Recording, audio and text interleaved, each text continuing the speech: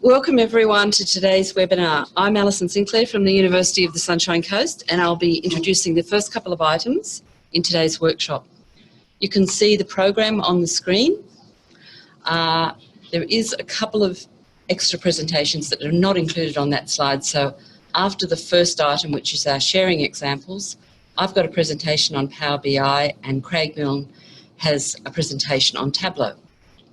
So we've got quite a lot to get through, as you can see. I'd like to start with an acknowledgement of country. The Queensland University of Technology acknowledges the Turrbal and Yugara as the First Nation owners of the lands where QUT now stands. We pay respect to their elders, laws, customs and creation spirits. We recognise that these lands have always been places of teaching, research and learning. QUT acknowledges the important role Aboriginal and Torres Strait Islander people play within the QUT community. I also want to acknowledge that many attendees on Zoom are joining from country throughout Australia. First of all, some housekeeping information for those attending in person. If you haven't been here before, the toilets are located out this door and to the right, and then around a couple of corners. And the closest evacuation exit is again out this door and to the right and straight ahead. Adam would like to remind people on Zoom that we're going to use chat for any questions. So if you have a question, Adam will be monitoring the chat line. So to today's workshop, we have 60 joining us on Zoom. Approximately, that's how many people said they were going to be here, and there's about 30 people here in the room at the beautiful QUT Gardens Point. So we are recording this session, so it will be available later on. Thank you. So here's our first visualisation for the day. How happy are you? It's Friday. We've done a short survey and we've found out that more than half of you say you're very, very happy. So let's move on to the first item, which is the shared examples, and Adam's going to go through this, run this session. Thank you for those who have contributed, even Bond, who are on show holiday today. Shout out to Gail. So I'm handing over to Adam to run the PowerPoint. Okay. Craig, are you coming up to speak about Bond? Yes, yeah, briefly. Yep, that's right. So they are on a holiday, and that kind of got overlooked when we were planning the dates. So Gail will probably be able to answer questions for you about this, but she wanted just to share an example of how their information resources procedures are being used, and particularly with ALMA videos, and they were talking about different learning styles. So the development session they had there was just basically around how to make simple screen recordings, various tips, how to use mobile devices, and some screen sharing. And then they basically just developed screencasts, which they then let staff use. They can dive into and just get quick tips on how to do things. So I think when we share that afterwards, there is actually a video you can walk through. And Gail said again, if there's questions, you can read to catch up with Bond when they're back from holiday. QT. Hello, need to be here. Okay, so I'm Jean from QUT Library. I'm resource team lead at the moment, and I'm just going to show you a couple of slides of how we've moved from, or we are in the process of moving from tracking a lot of our resource information from spreadsheets, which we use to track our renewals and new subs, cancellations. So for our internal processes, we're manually updating a lot of spreadsheets. It's a lot of double entry because you're updating a spreadsheet as well as things in the LMS itself. Joyously, we moved to ALMA in April 2018. So we've started using the ALMA Analytics dashboard. So again, it's still just a big lot of lists on separate tabs, but it does mean it's a dashboard of information that gets extracted out of the system daily. So it's updated daily. We can do scheduled reporting to run our reports, so you get a snapshot at the beginning of the month of your spend, for example. And from the reports, you can create exportable files that you can download into Excel and etc. to manipulate further. That's it. Okay,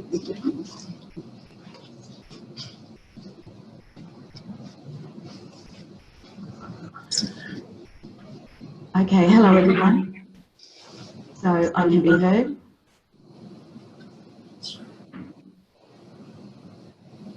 Yep, you're clear. Go ahead.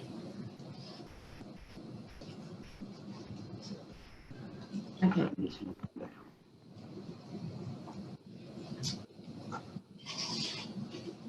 All right, so just checking, everybody can hear me?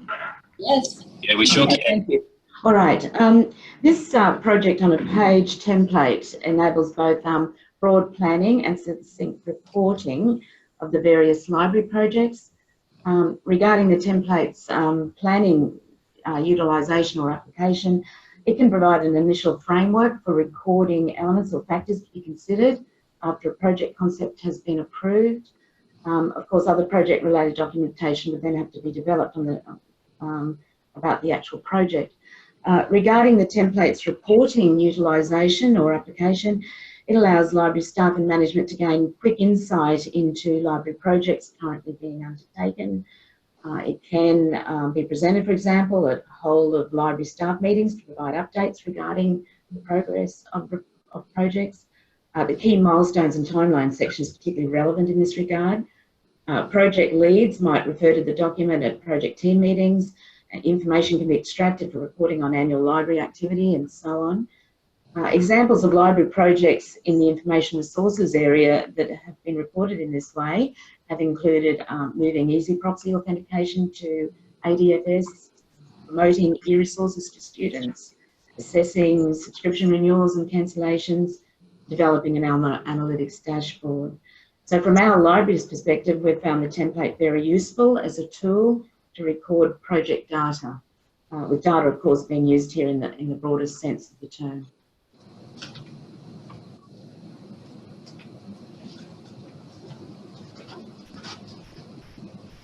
Thank you. Okay, USC.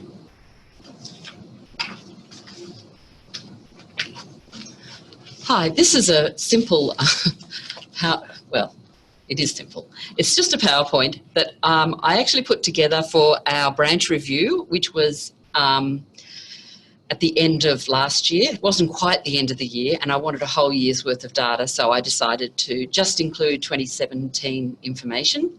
But it was really just an attempt to get a whole lot of information about the things that we do all together in the one place, and to show, you know, the impact of library services and the amount of activity, you know, that libraries generate. So it was really just a very basic attempt to just bring all that information together so that it could be presented to people that were on the review panel, and also used just as a snapshot of the things that we do. Thank you. Thank you. Now, Charles Darwin now able to join us. Yes, this is Sonia Pennington. Hope you can hear me okay. Can hear you great. Thank you. So the example from Charles Darwin is from our library subscriptions review. Each year we review all our subscriptions. I think most, certainly all libraries do. We use a spreadsheet to collate all information, and wrangling with this spreadsheet's always difficult. So this example is just showing us presenting it using Microsoft Teams.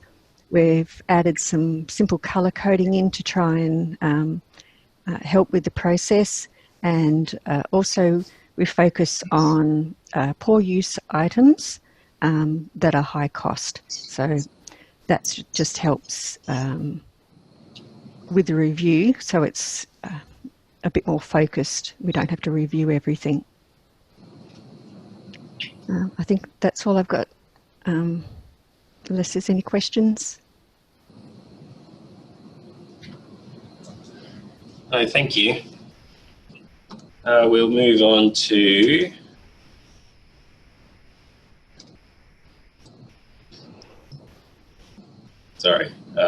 University of Southern Queensland. Hi, it's Bev Forbes. How are you all? I just wanted to share today our tool that we use for selecting and evaluating electronic content.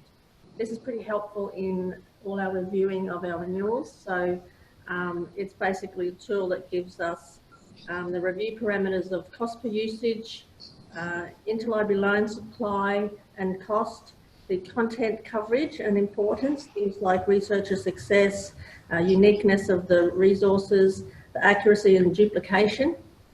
It also assesses functionality and accessibility. That's based on the JISC eBook accessibility audit key elements. We also look at the delivery, which is IPX access, SSO compliant, those sort of things. Reporting is also covered about whether the usage data is available and whether they're counter stats.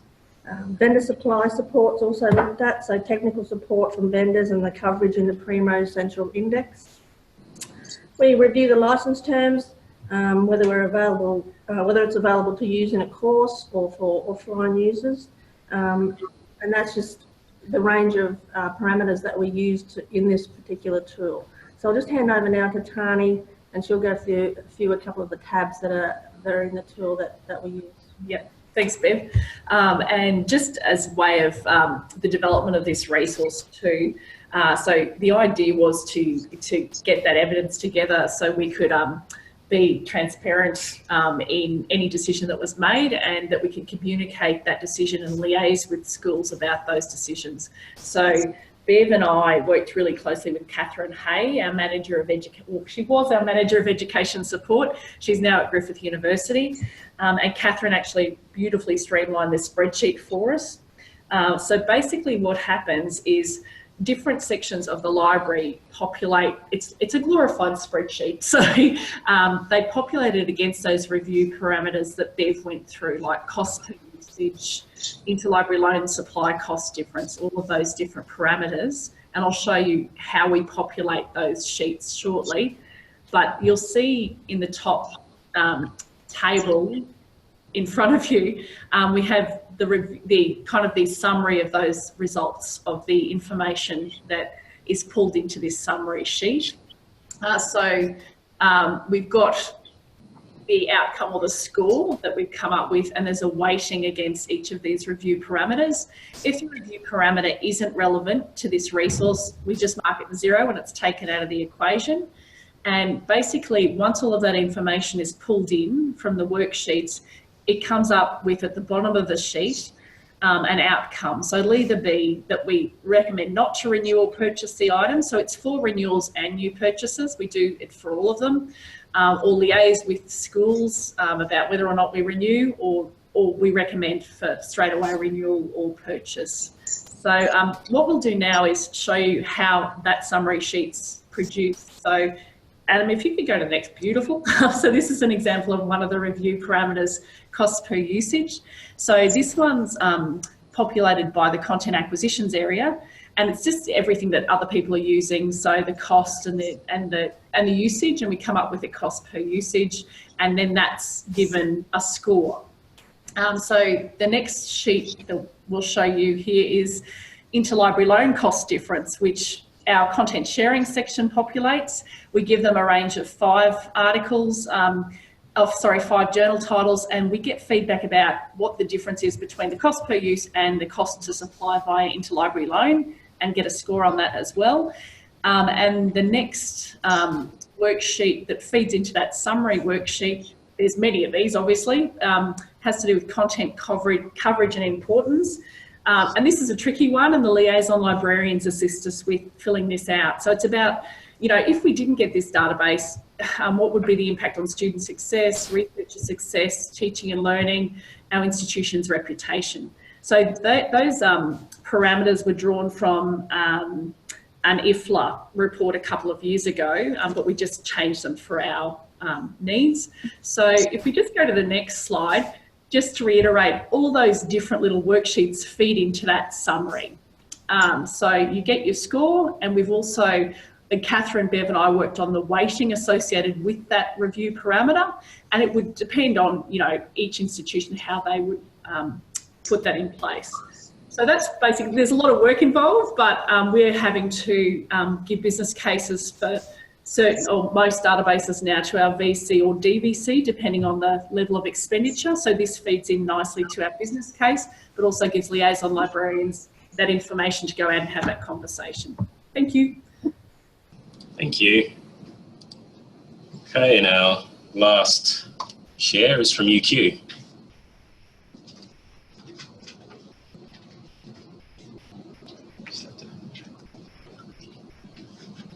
Okay, so Kerry Prezak from UQ. Thought I'd talk about how we're tracking our procurement process. So a bit of background.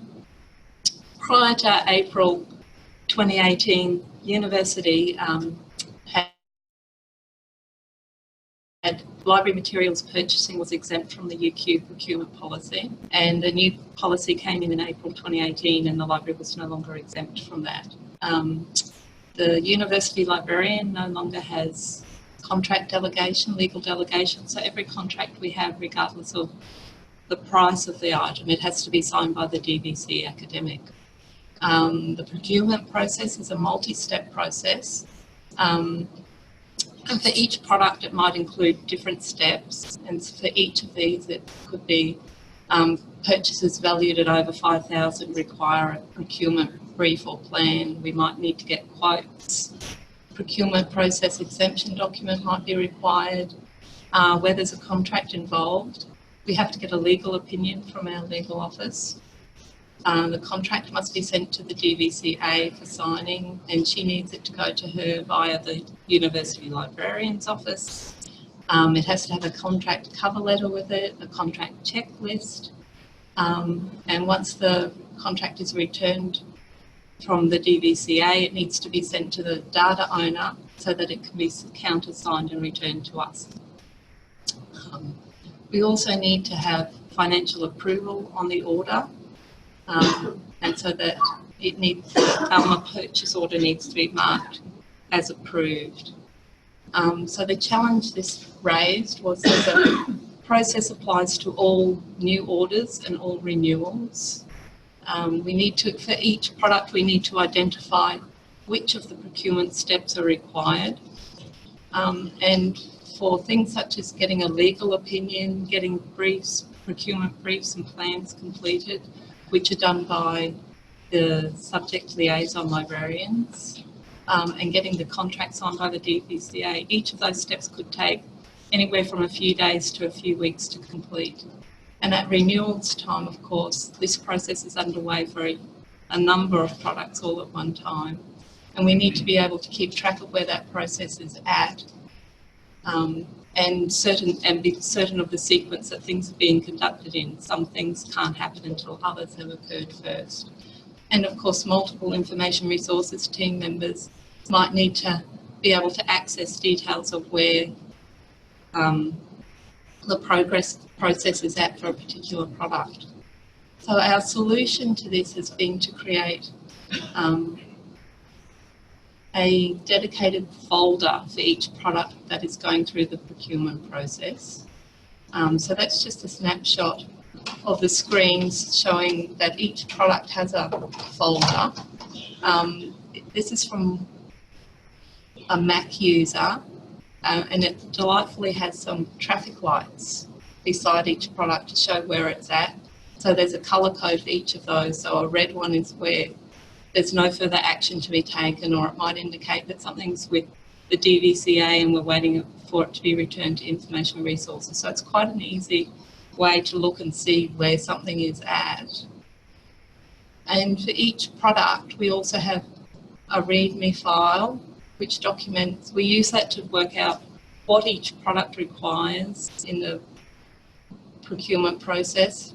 Does it need a plan or a brief, and does it need an exception document? So we use this form to go through and work out for each product what it needs and record what it needs and record the process, the progress of everything that's happening to it. And these documents can be viewed by any member of the information resources team, so they can look at where a product is up to in the process. And for each of those folders that have the traffic light against it, That's where we store the README file and all of the documents that are associated with the procurement process for that particular item. So its contract, if the contract's been signed by the DVCA, that'll be in the folder. A copy of the legal opinion will be there. The procurement brief or plan will be there. So every document that's needed will be there as well. That's it. Any questions?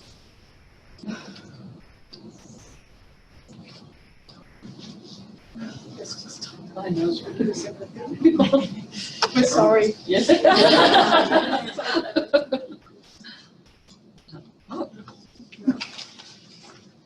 Done.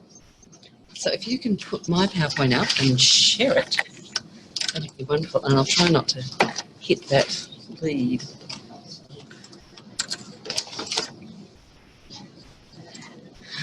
That's the one. And so I just run it off that mouse. Thanks everyone for the examples that you agreed to share. Some of those processes are so rigorous and so involved and, you know, very robust. And I do feel sorry for people that have to, you know, do that amount of tracking on the approval of contracts and procurement. It's and I guess that's the price you pay for working in a larger institution. So thanks again, everyone, for sharing those. Today I'm going to be doing a little session on library data tools in terms of demonstrating value. I'm going to be looking at Power BI and very briefly at Alma Analytics. I don't have enough space up here to spread myself out. So, data dashboards. The why, when, where, what and how. First, a bit of context. So the nature of our collections and services being online means that we can quantify most things we do. From capturing user engagement with resources, counting the number of hits on our web pages, drilling down into user demographics if we're very lucky. We've got more information than ever about how well our collections and services are trending over time, across campuses, amongst specific student cohorts. And perhaps more reason than ever to communicate this effectively to our senior managers in the library and in our universities. While the idea that libraries would become redundant with the growth of the internet has long been discredited, there are still challenges in demonstrating our value. And I guess we're all grappling with that. Data dashboards, and more specifically data visualization and infographics, allow the presentation of data visually rather than displaying it as a set of numbers in a table. We know our brains process visual information much more quickly and almost without thinking. So our message is being communicated in a faster and more digestible manner. Data dashboards also provide a more interactive experience for users because results can be filtered, spliced and diced in a huge number of ways. So we need to consider data dashboards because of their effectiveness, timeliness and accessibility. And the how part is really up to us. What tool best suits our purpose and is easiest to integrate with our other business systems? So today I'm going to be looking first at Power BI and then briefly mentioning some new functionality in Ex Libris Alma's Oracle BI.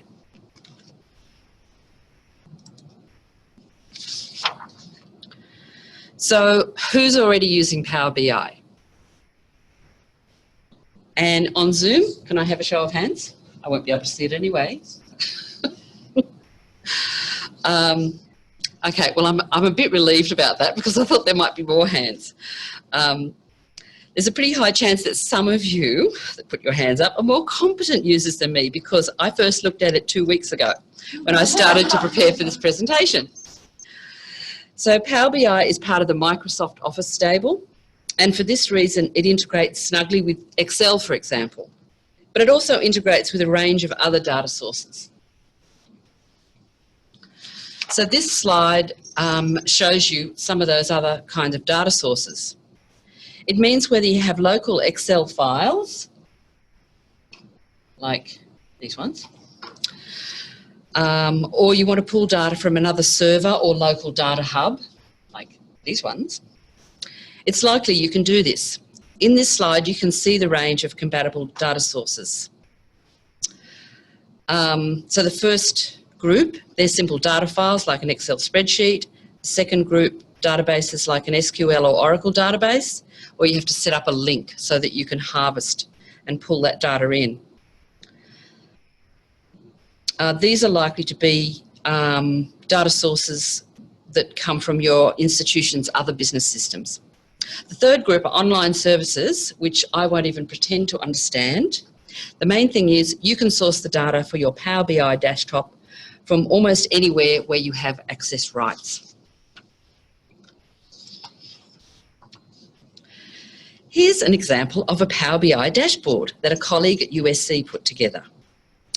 Geraldine works in the USC Office of Research, and in this case, the dashboard is all about research publications. There are filters and selections that the user can make for certain years or schools within USC. The data that populates such a dashboard comes from a range of sources.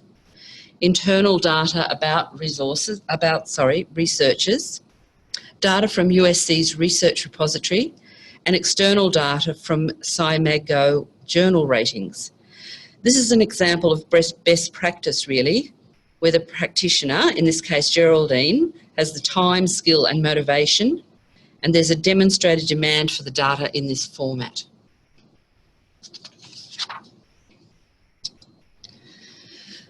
So on to a quick demonstration, and my demonstration is going to be a lot less ambitious. I wasn't brave enough to attempt a live demonstration today, but I hope you get the general vibe from the following slides. All dashboards in Power BI start with this, a blank slate. We're going to fill this blank slate with data. We're going to format it and make it usable and useful for the end user. That's likely to be someone who doesn't necessarily have the software technical skills or knowledge of Power BI, but needs a functional, accurate and easy to use interface to interrogate the multiple data sources and possibly use these findings as a basis for decisions. Here's a view of a populated dashboard, and this is one I created in my 2 weeks of learning. You can see it brings together in one view a number of metrics related to library activities and services. What you decide to include is up to you, and it's also worth noting that, as per usual, it's only as good as the data you're sourcing. In fact, visualising the data is an excellent way to spot errors, especially if you're comparing trend data. It allows you to see where your data sources might be suspect or incomplete. In this slide, I've added data from a range of sources. So, top left is overall resource use across 3 years, 2017, 2018 and 2019 year to date. I've included counter data for online resources. So that's the BR2 for eBooks and JR1 for journal articles. And I've added physical item loans. That's the sad little yellow stubs you can see along here and growing smaller. So bottom left is JR1 usage over a calendar year with separate bars for each year and month. And you'll recognise a familiar pattern here of peaks, building to May, a mid-year drop-off and another peak, a bit flatter in semester 2. Anyone recognise that one? Top right is equivalent full-time student load by year. So USC experienced growth in student numbers in recent years, but it has plateaued 2018 to 2019. However, by looking at the other resource use charts, you can see that, in fact, resource use has grown. So while our students' numbers have plateaued, our resource use has grown. So the library is doing something right, and this is a demonstration of it. We're getting better return on investment from our resources. By the way, some of you will know this, where there's going to be a new campus at Moreton Bay in 2020. That's not far away, and we expect an additional 1,200 students then. The bottom right chart, brings together a number of user engagement metrics. So I've got website visits, in-person visits, chat sessions, and help desk inquiries. There's so many ways to provide interactivity in dashboards. This one is a very simple one. I just added a slider for the year, which is in the centre here. So when I use the slider, you can see the view changes, and I'm just getting 2017 data. So if I just wanted to look at a particular year, it's a lot clearer when you filter it that way. For those of you who've done a little bit of more technical work with relational databases and so on, this is a view of the dashboard showing the data sources and how they relate to each other. Oh, that's a bit fuzzy. You probably can't see what's going on there. But that's all the data sources. And in this example, each table shares a data element of year, so that enables the year slider to function. There's a lot more sophistication available within Power BI to filter by other data attributes.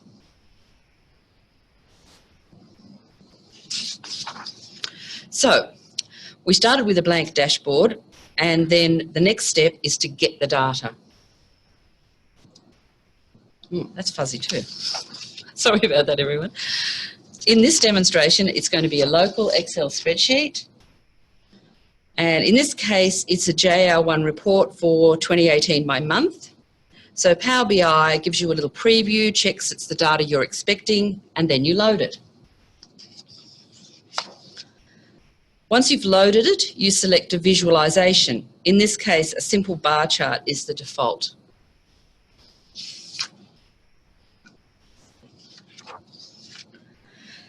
There's many other easy to apply visualizations. So that's where you find them, in that corner of the screen. It really depends on what suits the data you're using. So obviously a bar chart's going to be good for showing trend data over time. Pie charts might be more relevant.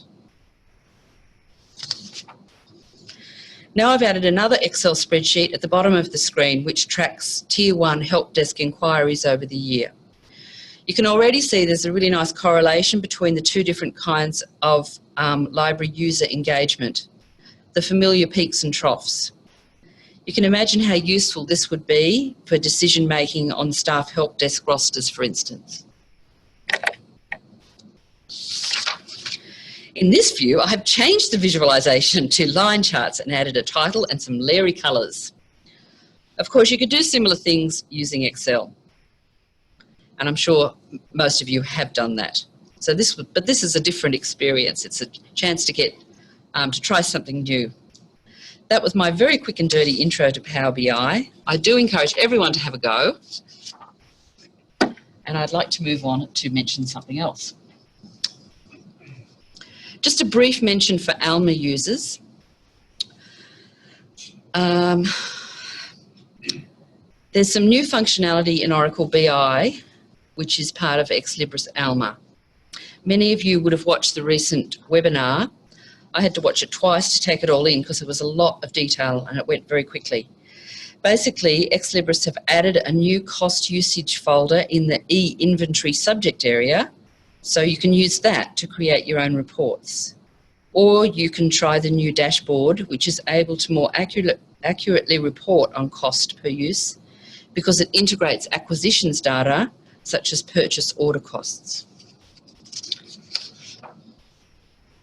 Some really useful metrics here. In this particular slide, you can see the most used LC subject areas. So it's bringing together data from usage reports and bibliographic data as well. There's also a new report which looks at print resources. It tracks cost per use by LC classification, again combining acquisitions and usage data, in this case circulation data.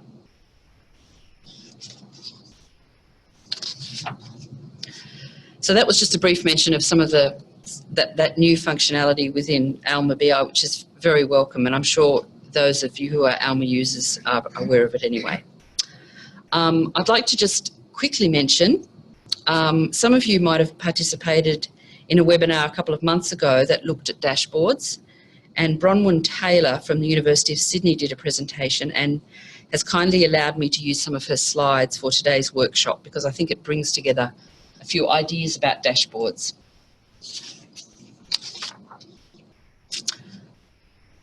I particularly like this slide, which asks a lot of questions about what to consider when you set up a dashboard. So who is it for? What decisions is the data going to be used for? How is the dashboard going to evolve? How are you going to do it? Where's the data coming from? So in 2016, the University of Sydney set up 27 linked dashboards with 82 interactive visualizations. That is an amazing commitment.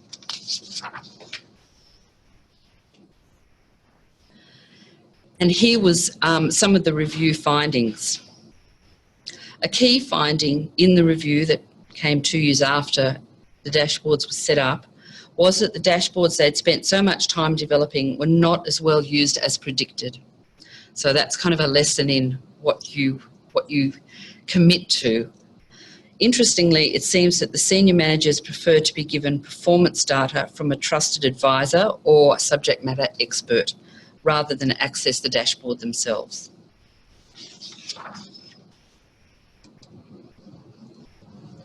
So, summing up, I have enjoyed learning about Power BI. However, I'm not sure I could commit the time to be any more than a basic user. Many of the metrics I use in my current role as team leader, collections and access would be more readily found in Alma Oracle BI reports and dashboards. And even if you are not an Alma customer, you too are very likely to have corresponding business intelligence tools in your library services platform that will meet your most critical collection evaluation needs. I can definitely see the value of data visualisation in a more general sense for libraries to quantify performance indicators related to activities and services, and with the end goal of demonstrating our value. Thank you very much. No idea if I'm over time or whatever. I think you just check there might be some questions here for you. Oh no. Okay, so one question from Zoom. Can you set up OBI as a data source rather than having to import export from Excel? Using Google Tag Manager as our data source rather than OBI? So we can I think get any of those data. things are possible, but it would, that's a technical point which I'm not qualified to comment on. Okay. But I'm sure it's possible. Was that it? Yep. Good. That's the Thank one you. question. Good. Okay. Over Thank to you. you. Chris. Which one? The Tableau one.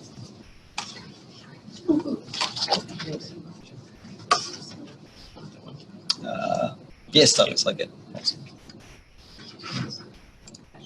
Okay. Okay, so thanks, Alison, for that on the Power BI. So I guess the opposite or the competitor to Power BI would be Tableau. I think they do very much similar things, but I think Alison's comment that Power BI does have that Excel engine in the background. So the sort of getting to transform stuff I'll talk about later is actually all that can be done within Power BI as well. But for Tableau, I guess using it for exploratory analysis, decision making, demonstrating value, that's I guess what I've been using it for a lot over the last probably 12 to 18 months. And I guess in the resource space we have lots of data to work with to either make decisions or come up with how we're going to formulate our strategic direction. But the biggest challenge is getting into it, exploring it, and just being able to do things really quickly. A lot of us use Excel probably in the past or currently. I just found with a tool like Tableau, you can really do things very quickly and see things that you haven't sort of spotted before. I'm not going to go into all the ins and outs of Tableau. Again, if you get the opportunity to use it, if your institution has a license, I would suggest you just have a play with it, get yourself a big data set and then just basically see what you can do. So I'm just going to talk about some specific examples of where I've used it to demonstrate value or where there's benefits in using a tool like this. So there's, I'll go through this, what have we got, 7 examples there that I'll talk about. So the first one, I guess, is the CAUL data. So we all know about the lovely big CAUL data you can export, and there's like hundreds and hundreds of columns, and what does it all mean, and sometimes try to make sense of that when you're using it to benchmark institutionally. It's always been a bit of a mission. So we did. So what I did, I guess, I pulled it all in there. We've gone through an external review recently as well. So I was using it before that, but we pulled it all in and just thought, wouldn't it be interesting just to see how different things line up? So this one here actually just takes all the LRB expenditure from the CAUL data, and one of the things you can do very quickly in a tool like Tableau is create new measures. So you don't have $1 per FTE in the CAUL data, but it's very, very simple to create that measure in Tableau. So this is $1 spent per FTE by each institution. So, and you can probably see where I'm going with this internally. So we're down, and you can do you can color your own little bars. It's so simple to do. So like all those Excel graphs, I just can't stand them anymore. It's too hard. This is much easier.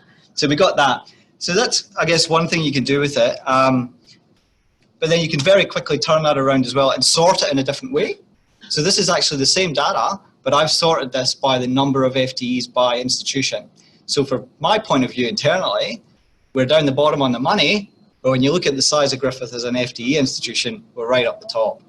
So, you know, and I think putting that on a page to the powers that be and people has a much bigger impact than trying to go, oh, you know, I'd like another $5 million a year, please. This kind of explains the situation. So that has been really good. This has got, we've used this internally, and I think it is helping change the view of things, because it's very, very clear where Griffith is sitting, especially when you've got a new VC and you're trying to encourage them to change things. Courier data. This one's slightly more boring, I suppose. It's just lots of lines, but I like lines and data. It's just the way it goes. So we actually had a project where it was a kind of bit of work looking at, well, everybody's physical loans are going down. We've gone from 1 million physical loans 10 years ago to less than 80,000 last year, and it's still on its way down. It's essentially textbooks that we're loaning now. So what we were looking to do was reduce our internal courier service, because we had 6 locations. We've got books flying around that. That was happening daily, putting a big burden on our internal courier people. So how do we, they were sort of saying, well, what can we do? Can we reduce it? Is there going to be an impact on the students? We just actually had, because, you know, we're good at collecting things in libraries. So if you can find where you've got pockets of data, we've got 5 years of courier data of books that have been moving between the libraries. So, and it did actually, I told people to stop collecting that and before I actually needed this, so that it sort of drops off in 26. But we still had it, so I could go back and go, well, this is the trend.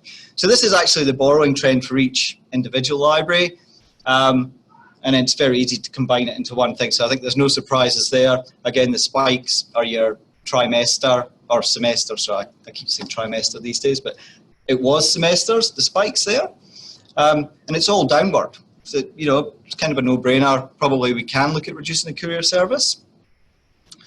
But what we're then able to do as well is actually very quickly creating new measures. Was what's the difference? Like, are any of our campuses net borrowers or net lenders between each other?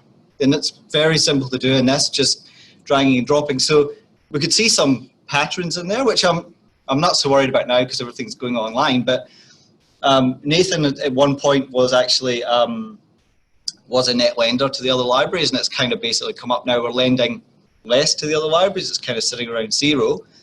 The interesting one, particularly, was, oh well, for me certainly, was the which one was it? QCA. So QCA, the red line is a 0. Sorry. So QCA for 5 years has been a net borrower.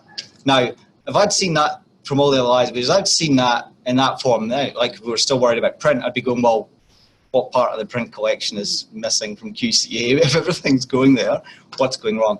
Like I said, I'm not so worried because everything's going online now. But again, it's very easy just to look at the data in different ways. You can just sit and play, literally playing with the data, going, oh, what would it look like for this? Is there any insight there? And some of the libraries have been pretty consistent, like they've not been net borrower or net lenders, so you could, you know, like the con there is pretty constant. So again, just a different way of looking at your data, cutting it up, and very simple to create those new measures. deselection and collection analysis. So we've been doing a lot of that at Griffith over the last little while. So one of the problems is when you've got so much, I think you've got so much data and you're trying to look at what you're doing across 6 campus libraries and collections that are very varied. How do you deal with that? So we basically took an entire export out of our Sierra, and then we did some cleaning work with it, which I do in Excel. We also brought in some other additional information, so I matched up everything to Library of Congress subject headings, class descriptors, pull that data, add that to all the individual items, did some get and transform stuff, which we'll talk about later, and then also used it to create some new fields, so we could identify if journals were single campus titles, multi-campus titles, volume flags, so if items were part of a volume, we could clearly just say this is part of a volume, we're not going to touch those, so we'd be able to exclude them and include them or exclude them from a reading. And also where we have serials with barcodes, that's a little bit of an indication that they may have been used, because we only put barcodes on when they get checked out. But what all that meant was we were then able to really start doing very different things around how we group the data and measure it. So this for example, would be, this is our 5-year age of collection, and then what's been borrowed in the last 5 years. So I had all my age of collection there, but because I had that 5-year flag, I just literally just go, I want to color 5 years, or you just drag it in, changes all the colors, and it just gives you straight away a sort of different look to the data and what you might want to do with it. Another example again with the reference materials there. This again is just the publication of the collections, so the age they're in windows, and I created these windows, so we just you could quite easily group things, or bins I think they used to call it in Excel, that sort of term, so you can group things together. And then at this one we just actually, I think just because I could, I think I just coloured it with the actual subject areas, so we could see using the LC subject areas where the largest numbers of reference were. Interestingly, the null is the biggest one.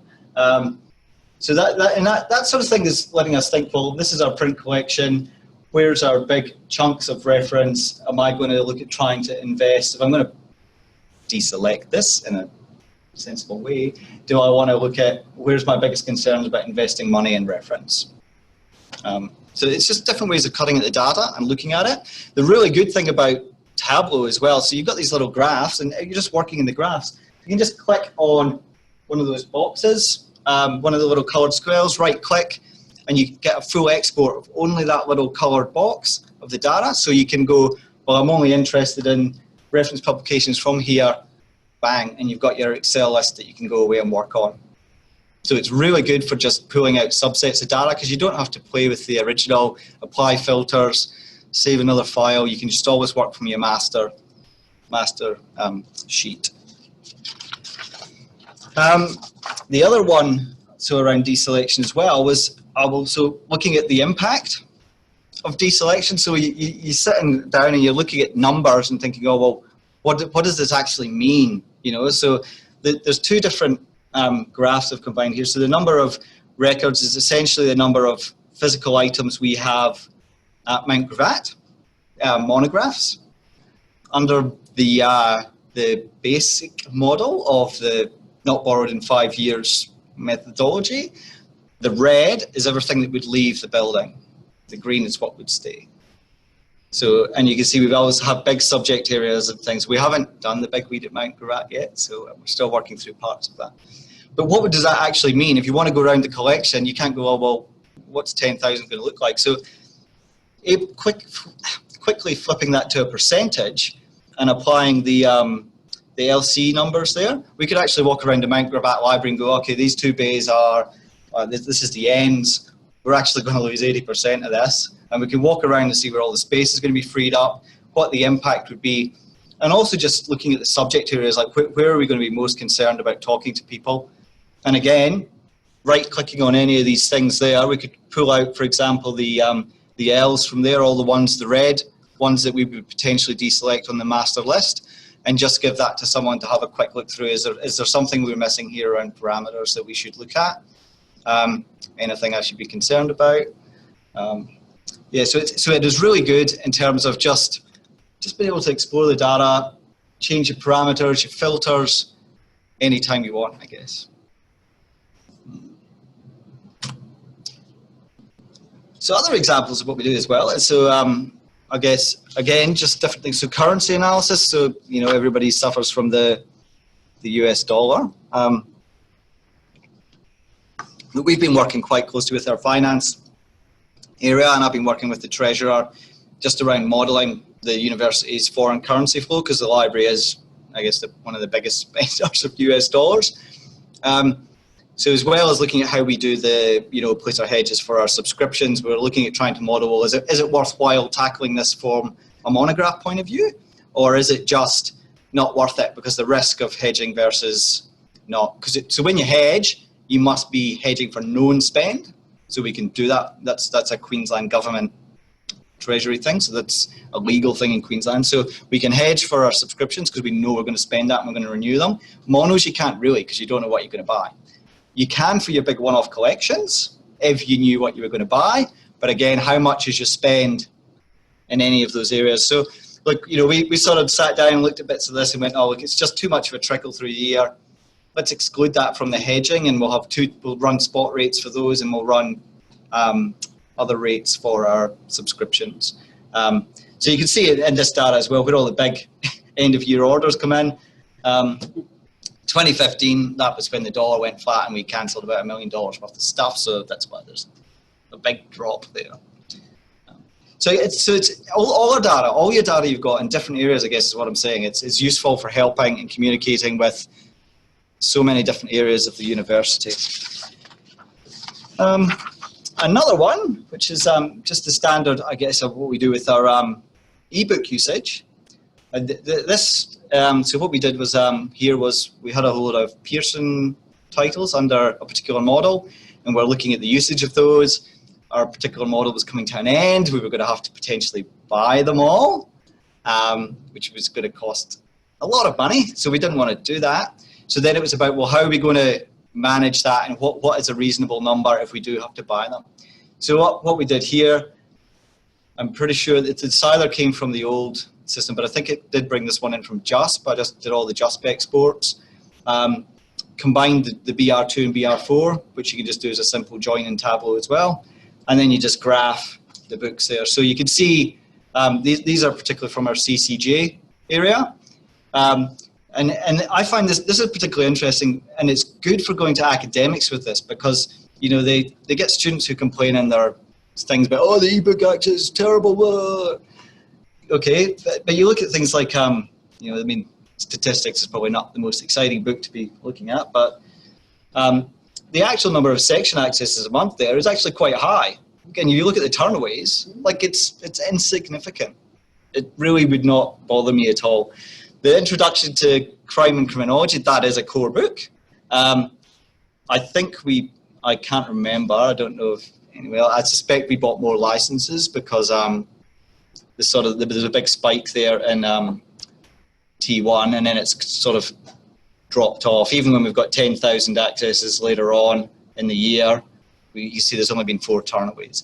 And when you look at this trend data and you're trying to explain to an academic about the book complaints, what I find really useful about this is you can go to them, it's a spike there.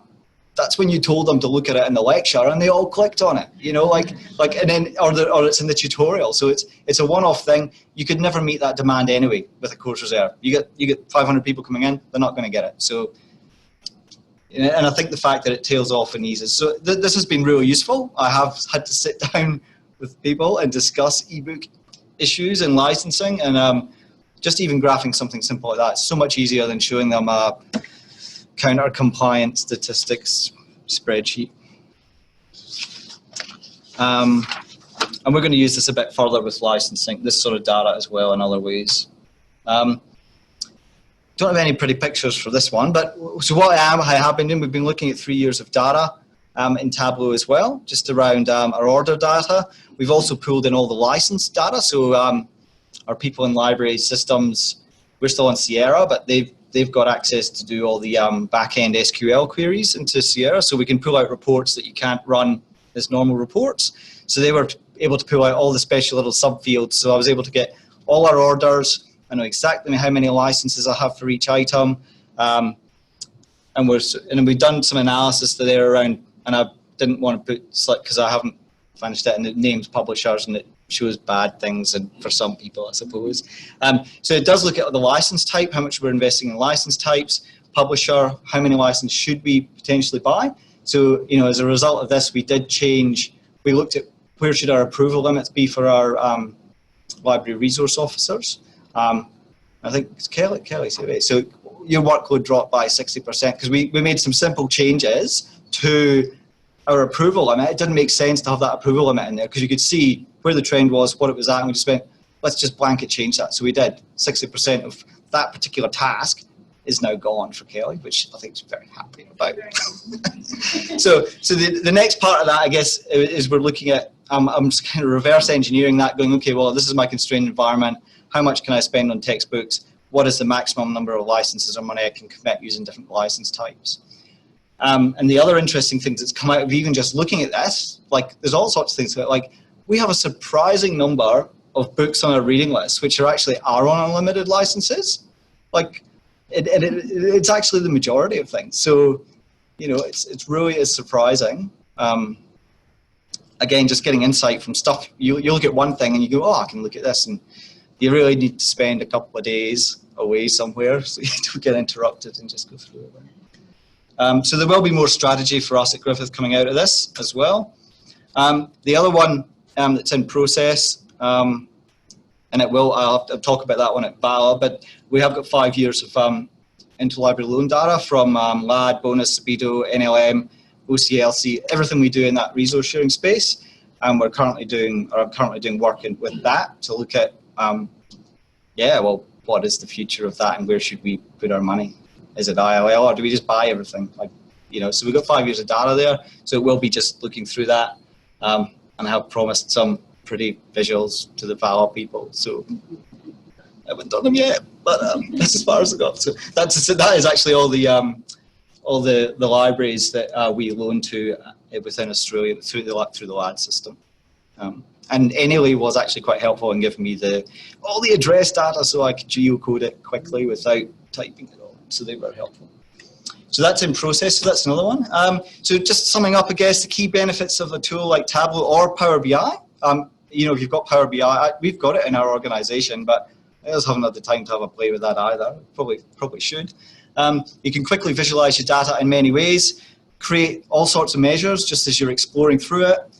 The exporting subsets of data is really, really awesome. I can't tell you how good that is in deselection. So like when we've been doing our deselection, we go, okay, we're going to do Nathan, like Tower 2, we only want to look at the Ks today or whatever, and we just pick that particular chunk of data, here's a spreadsheet, hand it over to frontline, they go away, do that, comes back, it's done.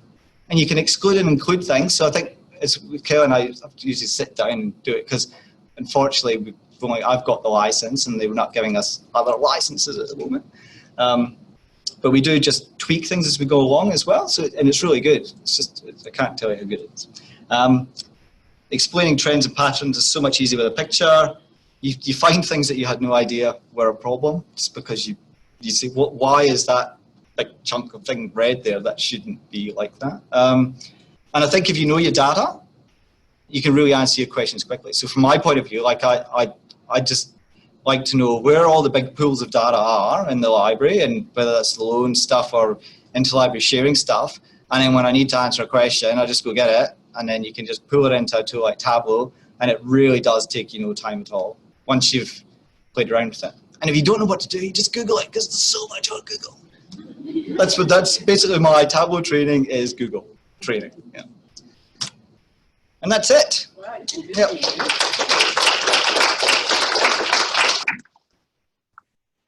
great. Question. Yes. How much can you do in the public version, and what's the driver that switches you from the public version of Tableau to the licensed version? So, well, I think it depends on the public version. So and if you try and well.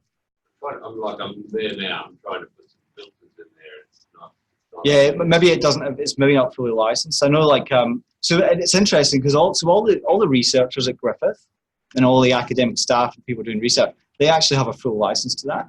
Professional staff don't under the license. I suspect I don't know about the restrictions, Graham, but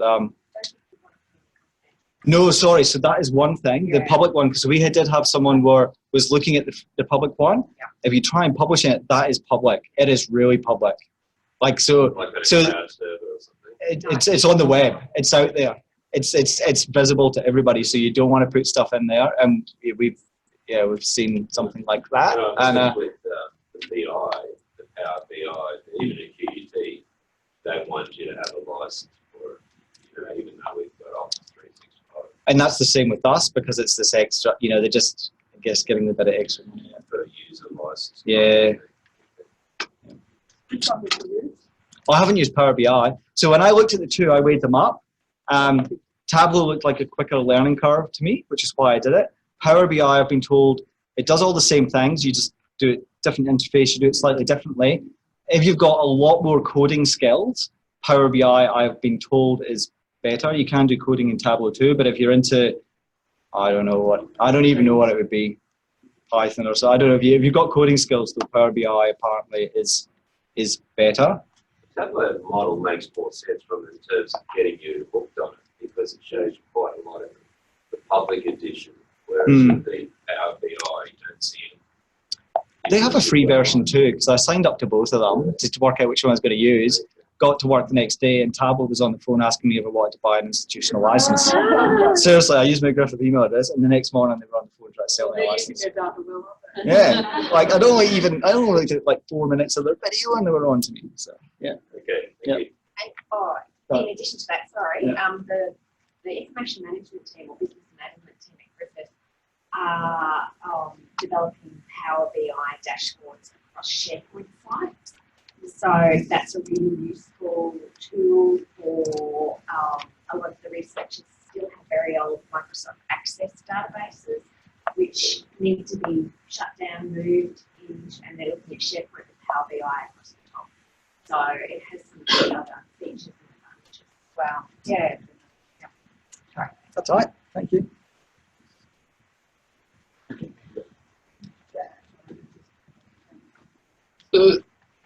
Thank you, Craig. You appear to be a very competent man. So from one end of the scale to another, my name is Daniel Timmermans. They keep calling me an information resource administrator at UQ. We'll see how long that goes. Kerry dobbed me in and has asked me to talk about some of the Excel things I do. And I am abundantly aware that probably many people out there and here will know these things. Some may not. It's all a learning experience. So I look forward to having a chat with you later to see where I'm wrong, what can be done better, and if anything is interesting. So I was asked to talk about, well, the question came up about VLOOKUP, and Kelly, Jean, you'll remember my enthusiasm for the concept.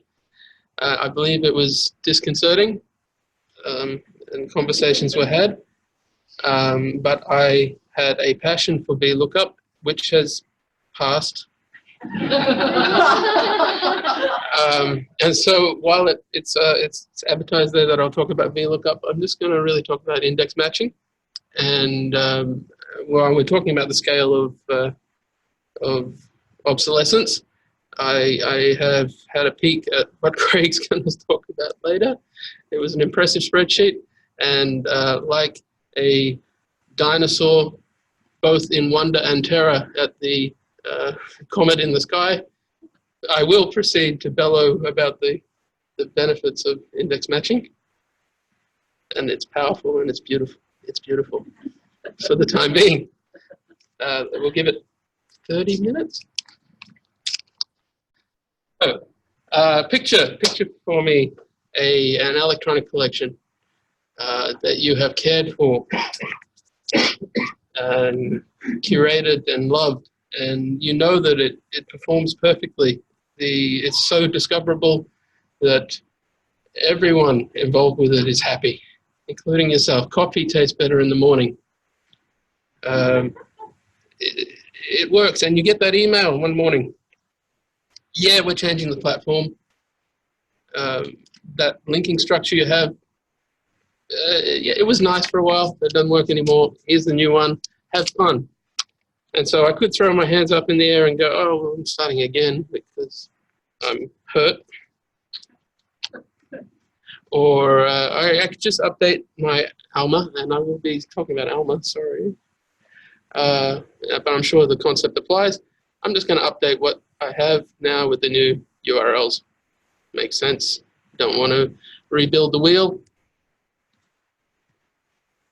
So you've had a look at what I've got there, but I want to talk about an example, which I can't see.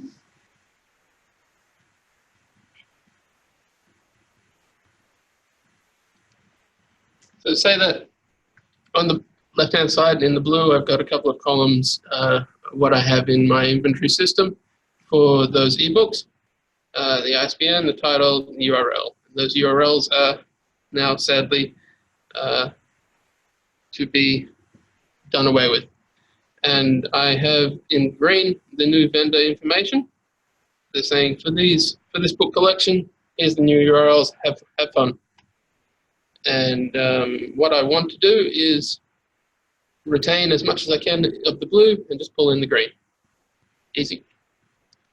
So I would want to identify a source by which to bring that data over. Anybody? Thank you. Yes. And happily, the ISBNs there are perfectly in the same format. It happens every time. There's no weird zeros that were unexpected at the end. There's no dashes here and there. I haven't had to clean them up. It's beautiful. If we have time, I'll talk about that. So yes, I have ISBNs here, ISBNs there. I would like to use index matching, which you see there. I would like to identify the cell that I want to pull over the new URL for. I have a key range that I want to draw it from, draw the match with, and I have the desired range. So if I were to pinch, let's see, my face is in the way. Bear with me.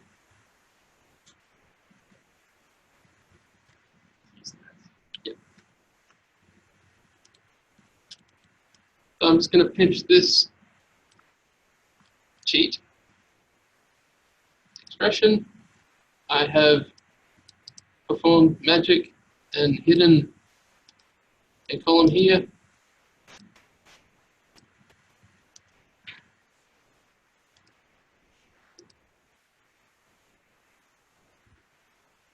Perfect.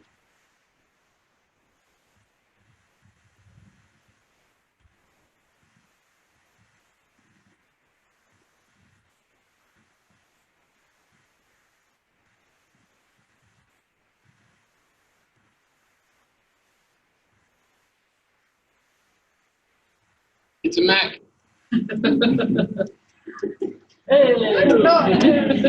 Sorry.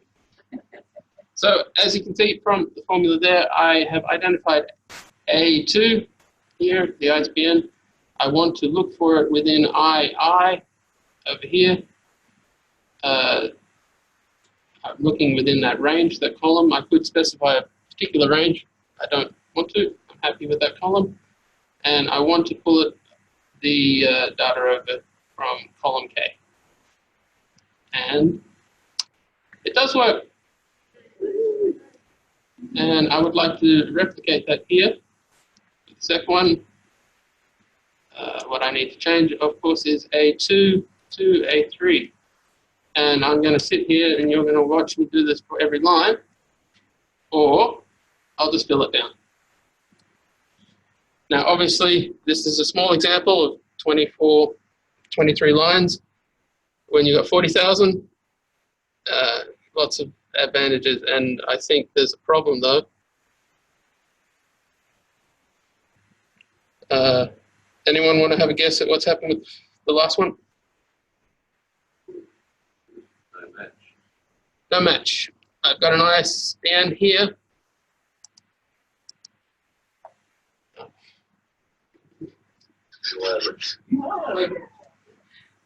Yes, I've got this ISBN here. Couldn't you? Excuse me? You could derive it from the value. Well, I could check. It might be that this beautiful collection that I was so proud of this morning contained a record that shouldn't be there. That was deliberate. Yeah, well, everything's deliberate. So that book might not actually be in our collection, so this is an opportunity for me to do a little bit of cleanup too. Or it may be, and I wouldn't want to accuse Springer of making an error, but they might have included missed a title. So you might have seen my being something of a smart pants with these URLs. I have got a duplicate here too, and I might, over 40,000, I might want to check because my confidence in this collection has been shaken. So I might use a different little bit of a cleanup formula that I like, which is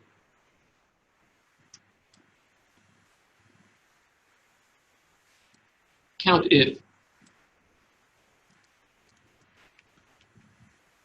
And this will tell me how many times the cell occurs within the range. And I'm hoping this one's fine. Counting number of times A2 exists within the range A to A. So I'll just fill that down and see if there's any problems. No, it's just this here, the Handbook of Manufacturing Engineering. And there may be a valid reason, might be a volume 1, volume 2, they both share the ISBN. Or it may be that I've made a mistake. So opportunity to clean that up. But the question of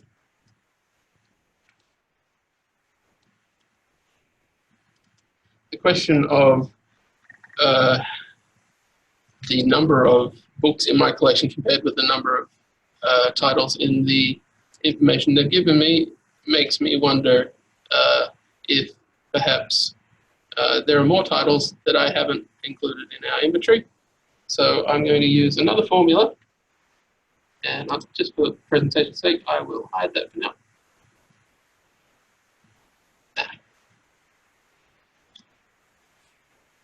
I'm going to use isNumber here. Does this value exist within a range?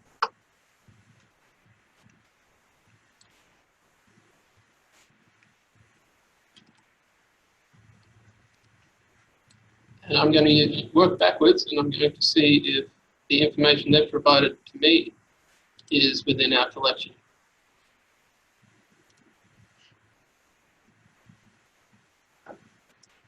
So there again is I2,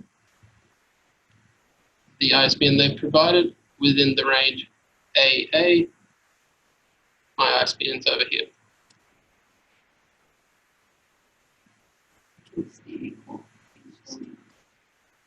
Thank you. Thank you. Yes, it is there. It's true. Truth is what I'm looking for. Filling it down, I see that there are a few more there that, again, Springer may have included erroneously, or more positively, I get to add some more discoverability and breadth and depth to our collection. Any questions at that point? Generically, what are these Excel functions known as? Like text matching functions? Or... Magic. It's just when I look at them, you know, I can see statistical information type functions. Just show me the list of functions again. What are they? Yes. I have.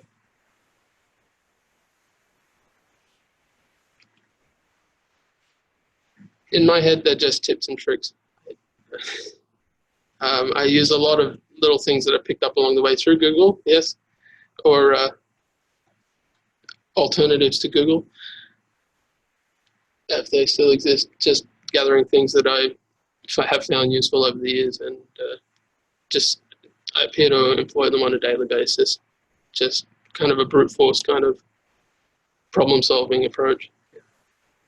Can I just ask, so you found these superior to using VLOOKUP, or less complex, or the VLOOKUP was exciting for a weird person like me, but I found that index matching is a little bit more powerful, a little more elegant, made more sense to me, and had fewer limitations.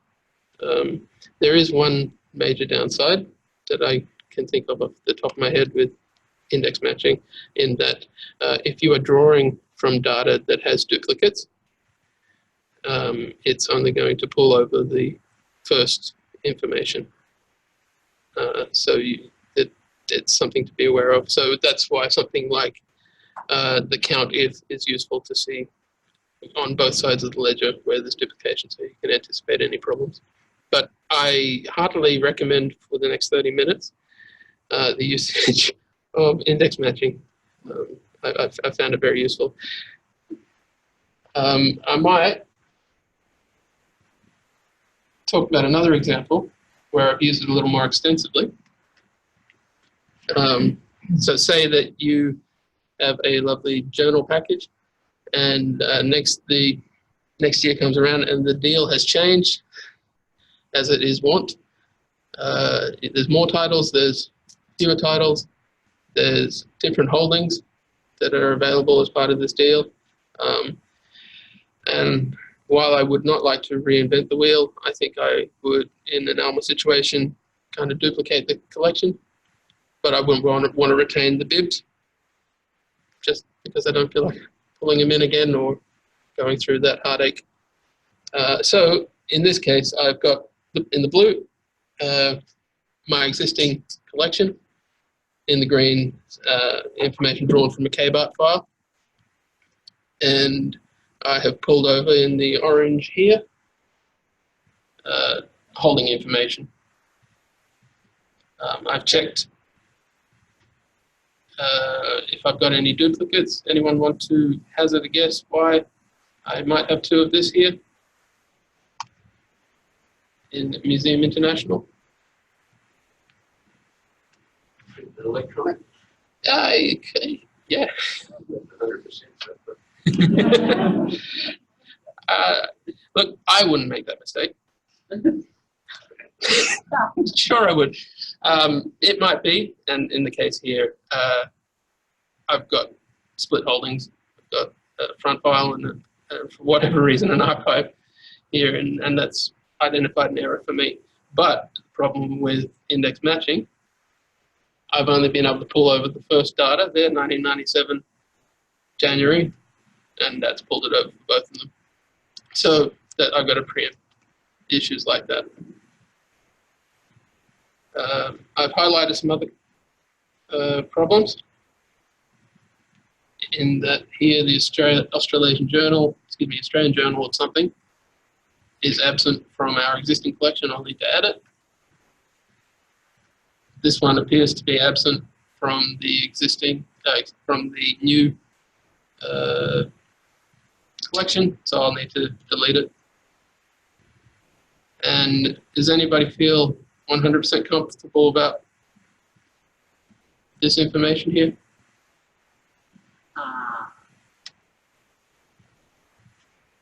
kind of chuckle wobbly, isn't it, with those hyphens and so on? Yeah. Yeah. So I don't know a lot of ways to clean up data. Craig might be able to help us out momentarily. But one thing I'll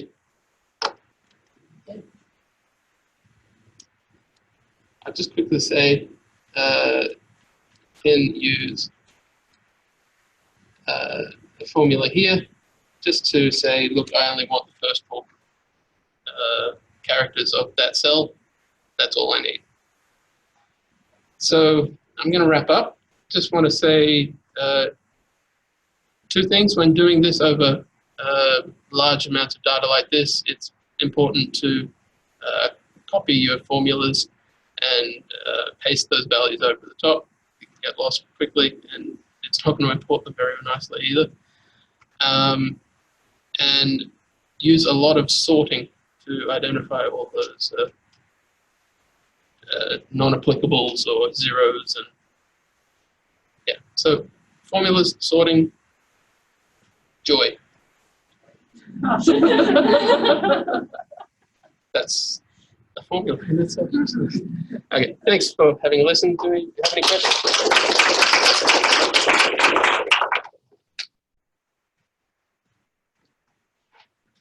Thank you. Thanks, Dan.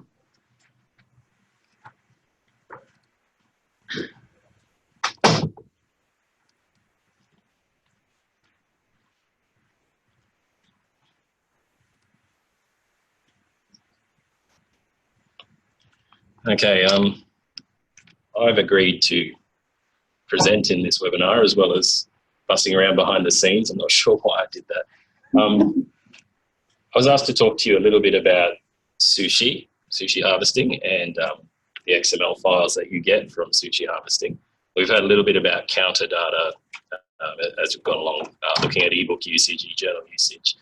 So I'm looking at the other side of things rather than what to do with that data, how to get that data into your system in an automated fashion. Now, I'm going to make a big assumption that everybody is using sushi in some way or another, either in Alma or allowing just to do it on your behalf. At UQ, where I am when I'm not at QLock, we do both. There's pros and cons to each. Having them both running at the same time, I'm going to say that's a good thing, but it does cost. So before I go any further, just one big caveat. What I'm talking about is relevant to Counter 4. Counter 4 is done. We need to let it go and move on, but we can't quite do it yet because, well, if you're in Ex Libris's camp, they haven't launched yet with Counter 5. It's coming soon. Some of us have early access. We'll see how it goes, see how smoothly it's implemented. So there are a few differences in Counter 5 that are worth keeping in mind, but a lot of what I'm going to talk about just very briefly is conceptually the same. So the things to keep in mind with the change to Counter 5 is that we're not just looking at full text requests, which can take all sorts of random forms and may not really be meaningful and really don't feed well into a cost per use analysis. We're looking at investigations and requests now. So investigations could be a search, it could be looking at an abstract. It's relevant to the full text, whereas your request is actually getting that full text, downloading it, looking at it. So perhaps your usage figures, if you're just looking at requests, will drop when you move to Counter 5, but I think it is much more meaningful data. That's just something to keep in mind. But as far as sushi is concerned, which is the automated process for harvesting that data, for Counter 4, it's delivered in an XML format. Counter 5, it's delivered in JSON. Similar, I'm not an expert in either, but I guess one of the key differences that I've heard touted about JSON is that it's more readable for humans. Yet to see it. So I'm actually going to have a quick look, this one, at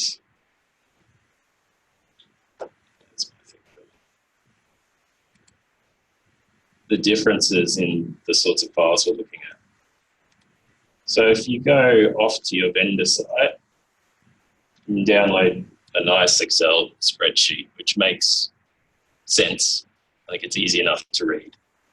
But if you look at the file that Sushi harvests for you, it's quite a different thing to look at. And it looks something like this.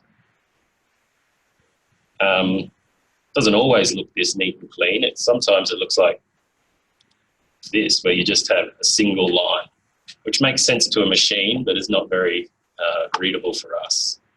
Now, why would you even want to look at this file to start with? There's two reasons. Troubleshooting what's going wrong with your harvest, and if you're at an ALMA institution, which I am, your why is failing to load that file or to harvest at all. You can do some troubleshooting in this file.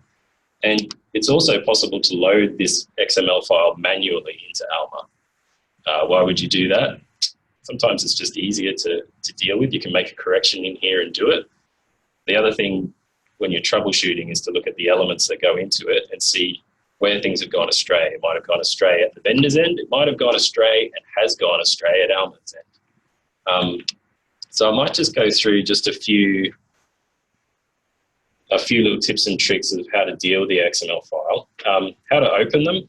I like Notepad++. It's a nice, clean, simple interface, but if you're trying to open a larger size XML file, it can take quite some time. So if you just want to get in there quickly and check something, just open it in Notepad. That's fine. You can open it in just about anything you want. You could also dump it into Excel, just drag and drop, and it will produce a nice spreadsheet for you that might be easier for you to work with depending on what you want to do. There's a couple of key elements that I think are important to look at, and they're reflected over in the Excel version you get as well, but it takes a different form. I'm not an expert in this by any means. I've learnt and read enough to understand what's happening as far as Sushi data is concerned. I'm not an expert whatsoever in XML, so little caveat there. So basically you have what you would call elements, so your tags, and you have a value that goes in between the tags. You have an opening tag, a closing tag. So you have, basically we've got a report response that's come back from your Sushi server, within which all of these little data elements fall.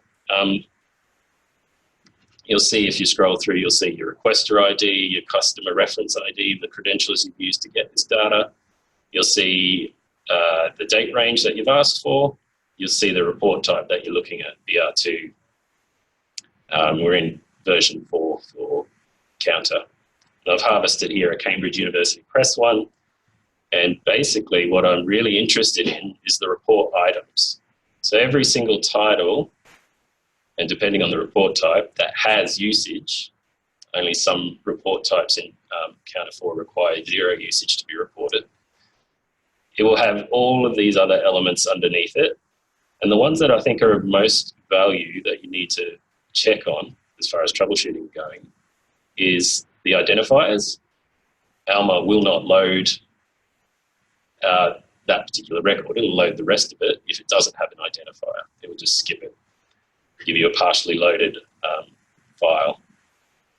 The other things to keep especially in mind, if you come down here, and this is where the counting is actually happened, is the item performance. So each item will have at least one item performance. It'll tell you a category. It'll tell you a metric. And then it'll give you a count.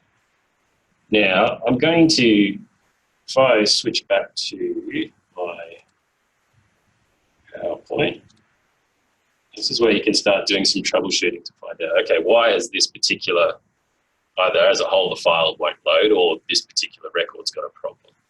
There's a couple of web pages there that I would strongly recommend you use. I'll just flip to them as well. Have a quick look.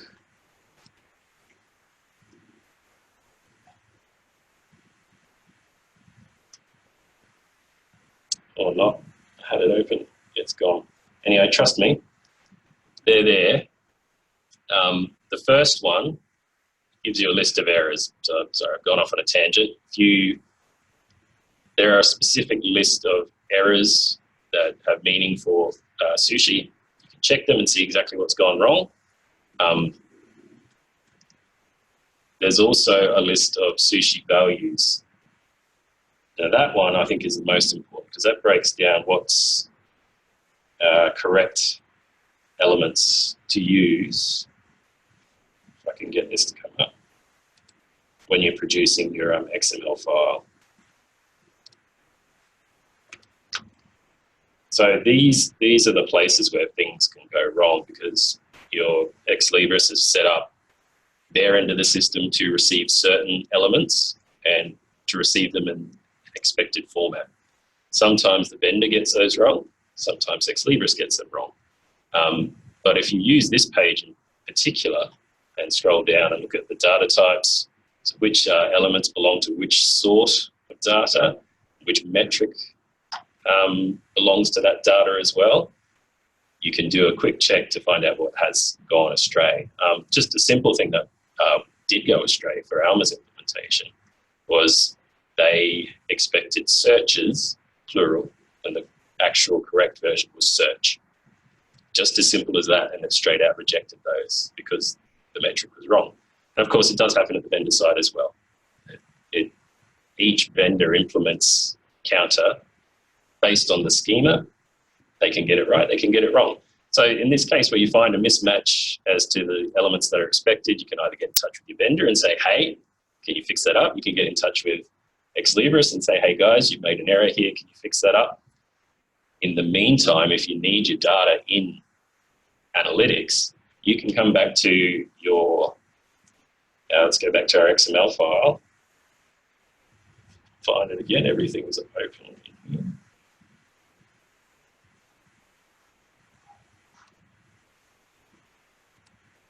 I can't find it, it's gone. You go back there and you can edit it, just change it, and then reload it into Alma.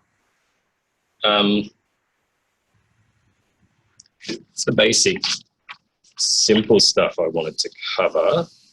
Another thing, I don't know if anyone's actually tried to manually load an XML file into Alma. Has anyone actually done that? Because there's no documentation on what needs to happen. There's a few things I've noticed that you need to keep in mind. If you want to load, if you want to load your XML file into Alma, it has to be a report response. If you go off to the vendor's platform and say, give me an XML file, it's not a report response, it's a different form, and it will not load because Alma expects it to be, expects this tag here, the report response, to be present. The other thing that I found, and I don't know why, and I don't pretend to understand this, is depending on where you've downloaded this file, if it says it's got this envelope, soap envelope at the start and the end, you need to delete those. The file needs to begin with report response. Once those elements are gone, and again, you've got to delete the end tag as well, which is right down the bottom of the file, then you can load it. So what I've skipped over there, if you go back to this troubleshooting slide, is that third URL. That's a sushi harvesting test site that JUSP/JISC have offered. That's only for Counter 4. So you can plug in your credentials there in most cases. There are limitations because it doesn't allow you to put in passwords or things like that. And you can download a report response that way and then load that into Alma if that becomes necessary to do a fix. Or you can, if, for example, Alma has just completely rejected the file, it's just not present in Alma for you to troubleshoot, you can just pop off over to that URL, get it, and see what's happening and do some testing.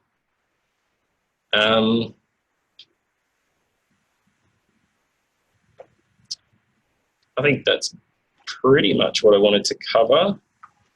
I think if there are any questions, I'm happy to talk about why you might want to run Alma and JUSP in combination.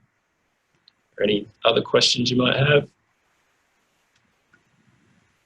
I'm also happy to sit on down. All right, thank you.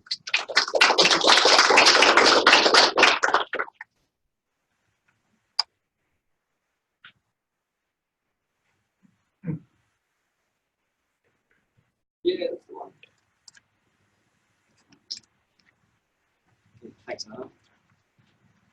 Okay, so well, I talked about this at the group about some of the stuff I was doing, and we thought it'd be useful to share. I wasn't quite sure how I was going to condense an hour and a half of what I sat with our staff at Griffith into 15 minutes. So I thought I'd be a bit smart and pre-record the live demo so there was no technical problems. Unfortunately, the sound won't play through the Zoom stuff. So what I will talk through some of this. If I've got a little bit of time, I'll open up. I do have the data, I just don't have the original data, so I can't walk through all the steps. But the video will be available after, so you can go home and listen to me anytime you like for 10 minutes about Get and Transform. So Get and Transform is, I stumbled across this. Again, I was Googling trying to solve a problem in Excel, and I came across this functionality and was like, oh, that sounds a bit interesting. And then started looking into a bit more and just went, this is just like all the answers to my questions and my prayers. And it's really good. Your productivity, and when you're doing all this sort of matching stuff, I think comes up. It takes a little bit of getting your head around how it works, I think. Would you agree? Yeah, I think.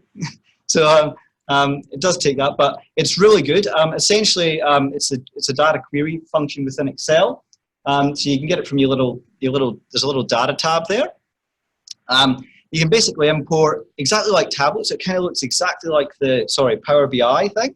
All those methods of pulling data in, that's within there. So you can pull all those sources in. The very basic things that I'm just going to talk about today are things like duplicating your columns, splitting your columns, and merging queries. So joining up two sets of data.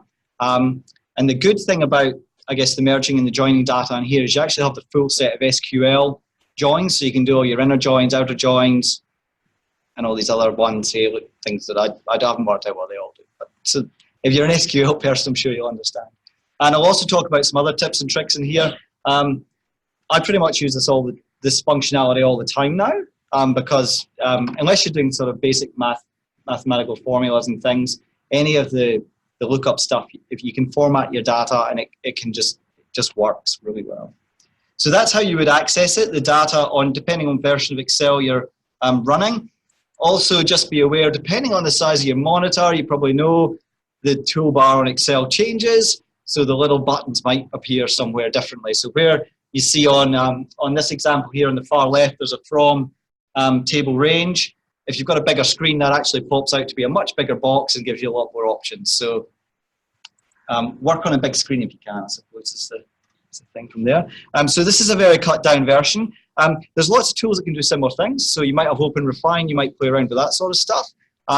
This is in the corporate environment, works well. So, that's just what I reckon about using it. So we will make the video available, but in terms of getting the data into, this is a bit that's probably the most confusing, how to get the data ready so you can do all these queries and transformations on it. As I've said, you can bring the data in from many different sources. That can just even be, for example, cutting and pasting your entire data set and it just sits in a worksheet within Excel. So if you've got all that in there, that's great. You can just have it sitting there. Once you've got your data in there, the important part to make this work really easily for you is to format your data as a table. That's more than pretty formatting. It actually has a lot of functionality in the back end when you do that. Formatting your data as a table, again, which if I can, I'll flick to it, but essentially you just select all your range that you want to be in your table.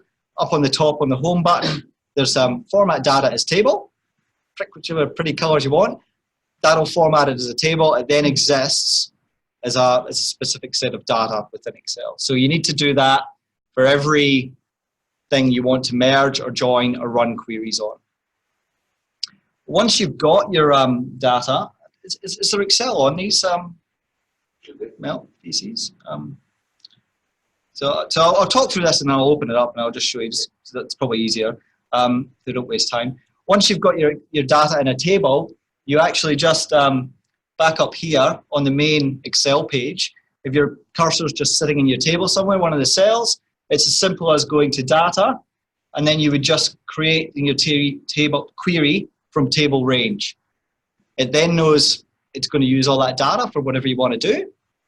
And what happens is it'll pop up into a new window called the Query Editor, or Power Query Editor, depending on how much real estate you have on your screen. It does seem to change. And all your data is now sitting in this Power Query tool, essentially. Once you're in there, you can do anything you want to each of those columns. So you can, there's options to split the columns, you can transpose your data, you can pivot your data, you can apply conditional formulas, you can do pretty much anything you like to the data. And once you've finished doing that, you simply hit close and load, and it puts the data into a new sheet within Excel. So the output will just actually sit there. So that's kind of how that part works. And when you need to go back in, you can just go and open your query again if you need to do, if you've done something wrong. So your original data is always sitting there, and you're always creating a separate output. I promise it will make much more sense when you watch the little video. It's only a 10-minute video. I did try and keep it simple. Some of the tips I would mention, though, when you're working in that Power Query thing, always duplicate your column before you work on it, because you never know what other things you want to do. So that's a experience learned where I've done all this stuff and then gone, I should have done it slightly differently. So I had to reverse out and then go all the way back through. So duplicate your column, work on the duplicate. You can always delete the duplicate because it doesn't need it once it's done the query. There's all sorts of things in terms of splitting, delimiter, fixed widths, all sorts of different truncation you can run, number of characters, advanced options. One of the best things about the split column in here is it will create the right number of columns. So sometimes when you do split column in Excel, it does overwrites because there's different number of splits in each one. This will actually push the columns out to the maximum number, so you won't lose any data and you won't overwrite things. So that's quite a good thing. In the data sets that in the little video that we'll talk about, there's two sets there. One's a set of data from our Griffith reading list system, which has been pre-filtered down a little bit just to contain the eBook chapters and eBooks from ProQuest Central. And the other data set is the big list of 40,000 titles that you get from ProQuest twice a year, saying all these titles are going to come out of your subscription. So I guess our goal was we want to be able to quickly go, apart from the high use stuff, is there anything that's just been added to a reading list that we should be worried about and be worrying to buy? Using this method, we can pretty much take our entire reading list, filtered data, ProQuest list, run that and get a subset of things in half an hour, Kelly, I think it takes now, or less. So it's a very, very quick process. So we can actually check those full vendor spreadsheets now without worrying about massive workloads. So the merge queries, that's where I say, like, I just don't use VLOOKUP. I always tried to use it and I never could get it working. I just gave up with it. So in this particular, in the Power Query tool, if you've got those two tables of data, you can essentially join them together based on the ISBN, or you can join them based on text, whatever you like. Whatever the key field is, you can actually combine on multiple key fields as well. And your key fields don't even have to be named the same thing because you're actually telling it which columns you're joining on. So you don't have to even muck about the data. One of the tips, again, which I talk in the video, once you have done your join, it's important that you scroll along to the end because your joined data sits as a little table. It just says table. And if you click on it, it will expand out all the other columns. You can choose which ones you want to include in the final output. I know it's kind of hard to explain without showing this to you. There's other key things that you can do, which has been really useful for us in working. You can take out null values and replace them with like a text value. That becomes really powerful when you're then using that data in something like Tableau because you're not using null and you think you can say like, oh, no DOI is actually a thing you can filter on rather than null field in the DOI column. False dates, so working with collection analysis and dates. The example for that is we've got a lot of stuff that never gets borrowed right off the shelf. So they never have checkout dates. So you can do things like apply a false checkout date, which then lets you do all the data analysis that you would not previously be able to do on the data because you had hyphens in there. Or well, in Sierra, we get little dash lines instead of a date. So I make everything that's not been checked out in the 1900, like something like that. And then there's another date range I use in like 2050, which is for another issue. So then you can clearly separate those things. You can create conditional columns.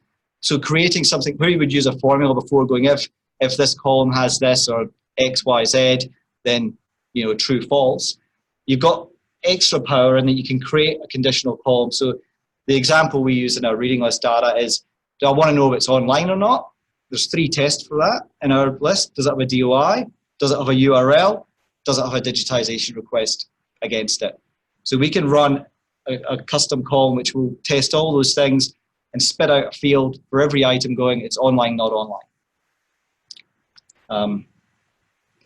And then the custom columns, you can do power queries. You have to Google that stuff again. It's just the power query, unless you know power query language, but it's really good because you can do all that. If you use OpenRefine, you can do all that sort of where you can do all that, what's that called, that coding?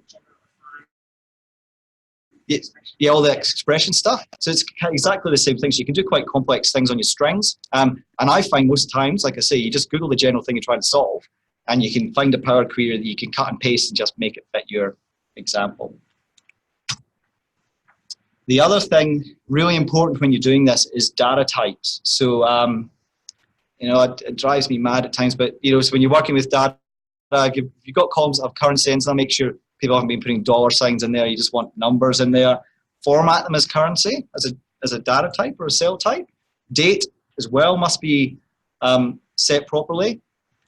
If you do run into problems, and you don't need to use a particular column, but it's chucking out errors at you or something, just turn it to text. If you turn everything to text, it'll go through without error, and then you can just set the types on the columns that you're interested in, and that'll work fine. Again, when you see it, in the little video, there's heaps of support on this, and you can certainly Google for your problems and things as well.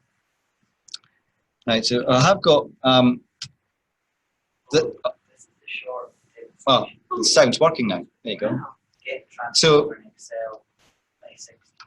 this will, can we, we got, what time have we got now? It's 10 minutes. Are people all right to go over 5 minutes? Or not really, you don't want to watch Excel for 10 minutes? Nah? Essentially, though, oh, what have I done? Ended the presentation.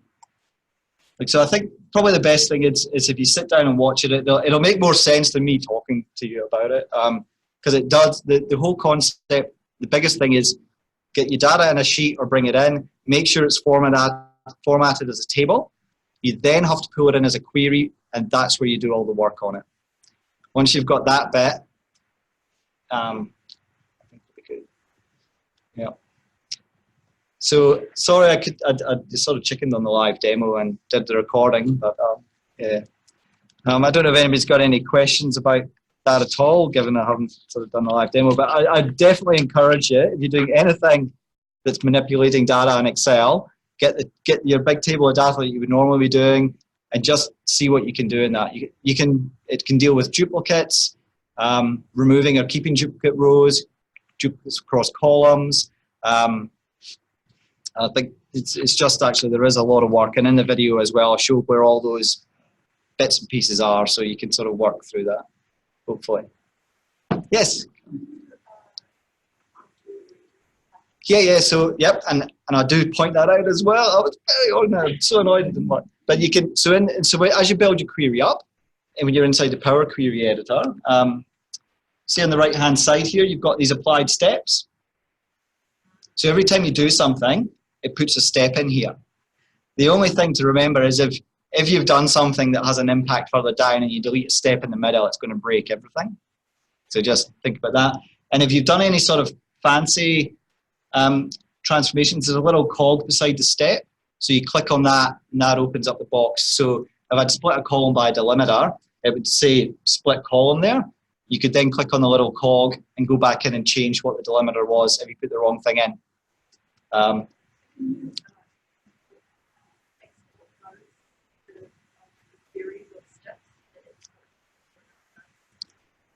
Oh, you mean to reuse the queries?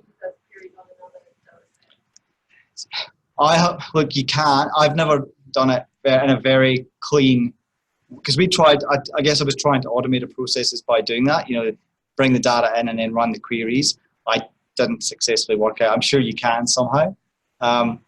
Repeat the query, like load the file in and apply the same query, but yeah, that was one thing I did find annoying. Like, I think you can't actually export a text version even of what your query is. or I haven't found it. Didn't Google hard enough. Yeah. But definitely, if you're doing anything like that, I would say any of that index matching or joining up sort of work, because you can produce sets that don't include results or include results. So it is a very quick way, and you can run as many queries as you want. It does, if you're running on a little laptop, it can, if it goes not responding, that's, I guess, the biggest thing. If you're working with a big data set, like, I think 600,000 plus items in our Sierra one, occasionally my laptop, when you're doing this, will go into a not responding thing. Don't panic. Go for a walk. Come back. It probably will take a couple of minutes, and it'll fix itself. Yeah. Another good thing about it is when you run it through the query, it'll show you all the errors. But like what Dan was talking about, there might be a sneaky space or dash somewhere in a big data set. It really clearly shows where they are, and it has a little link. You can click on it and it tells you where they are, so you can fix them. Yeah, and so that was just about errors for those people online. It does really clearly show you where all the where the errors are, and when you actually load the file, you close and load. If there are errors, it will actually give you a little link. You can click on it, and it'll bring up all the rows that contain the errors. Most of the errors I see are because of data format. So if you notice it's all one column, you don't need that column. Change it to a text column, and just ignore it for the rest of your analysis until you need it, and then you can go back and work out what the problem is. Okay, is that no questions? Excellent. Okay, well, I think that brings us to the end of our data workshop today. I think I was wrapping up. I think it's been very good. One of the things the group was trying to do this year was share different ideas about how we're doing things with our data, and just understanding, I guess what opportunities there are to visualize data, and just sharing different techniques, because I guess we all have our own institutional ways of working, but I think there's always things you can take away from bits and pieces just to improve your own processes. So hopefully that was it. All interesting for everybody online. Is there any questions there? Just quick check.